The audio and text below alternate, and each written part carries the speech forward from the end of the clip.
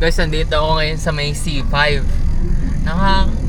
Based from my experience na nakakaba yung yung NCAP, especially sa mga road linings sa road ng Manila. Kasi katulad dito sa C5, may truck lane tapos merong isang motorcycle lane. Ngayon, pagdating mo dun sa may bandang gitna, mahahati na. Tapos wala pa silang signage kung saan ba yung motorcycle lane.